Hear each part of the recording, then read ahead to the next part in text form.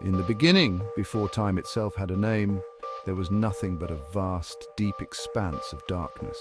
The earth was formless, a quiet void that drifted in the silent abyss, unshaped and uncertain. There was no land to stand upon, no sky to stretch above, no stars to light the way. It was a place of potential, a canvas waiting for the brushstrokes of creation. And then in the quiet depths of this emptiness, the Spirit of God moved. It was a gentle stirring, a wind of life, a presence filled with purpose. The Spirit hovered over the waters as if anticipating something magnificent, something beyond comprehension.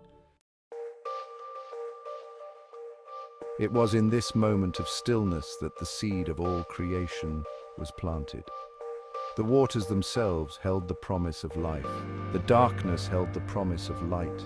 And within the deep, in the soft movement of God's Spirit, was the beginning of everything. From that sacred stillness, a single word broke the silence. Let there be light. At once, light flooded the world, shining through the darkness like a burst of hope. It was not just a physical light, but the very essence of life, breaking into the world with all its brilliance and grace. The light pierced the shadows, revealing the vastness of what would soon come to be, the earth, the sky, the seas. And God saw that the light was good. In those first moments, the world was filled with promise.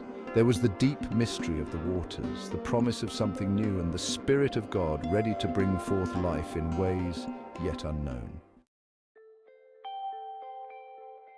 This was the beginning, the birth of all that we see, feel, and imagine. It started not with a grand plan or a blueprint, but with a gentle, life-giving presence, God's Spirit moving upon the waters, setting into motion the unfolding story of creation. The deep was not a place of emptiness, but a place of possibility.